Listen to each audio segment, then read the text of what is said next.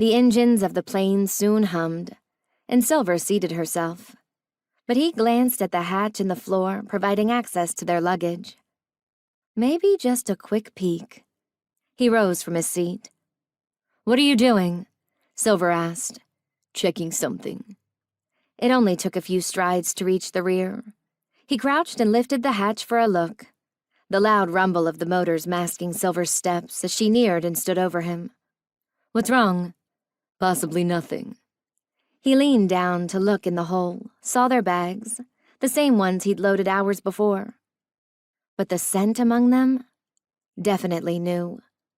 Could be airport customs officials. The plane jolted as it began moving, heading for a runway. They'd be taking off in a minute. The nagging in his gut persisted. He reached into the cargo hold and pulled out his duffel bag. The weight of it felt right, the zipper still locked shut.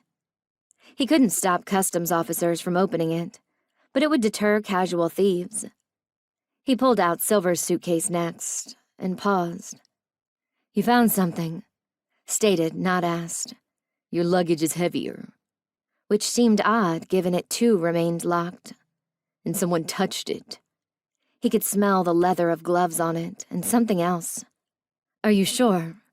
"Yeah." What did it mean? Had someone planted contraband in her luggage? Silver pursed her lips. "I don't like it." For once they agreed. "Whatever it is, I can pull it out before we land." "But it will still be on board." The plane was moving steadily. Soon they'd be on their runway, picking up speed. "Maybe we can flush it when we're in the air," he suggested. "I have a better idea. Let's go," she commanded, moving from him to snare her laptop and slide it back in her bag. "What?" "We're getting off this flight." "Seriously?" "What's your gut say?" He didn't hesitate. "There's something wrong." "I agree, so open that door." "We're about to take off." "Then stop arguing." She slipped on her jacket and zipped it. He slung his duffel onto his shoulder. But when he would have grabbed her suitcase, she shook her head. "Leave it." "If you say so." She was in charge on this trip. Not to mention it was her shit they'd be abandoning. He cranked the wheel to the door. It unsealed with a hiss. He eyed the cockpit.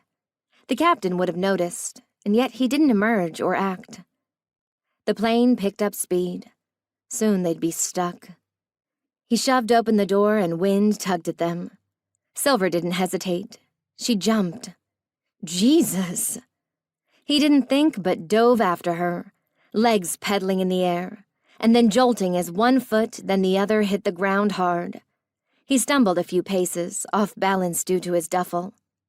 To his surprise, Silver remained on her feet and seemed unharmed, her expression as blank as usual. The plane they'd just escaped lifted into the air, the door gaping wide. At a few hundred feet, it exploded.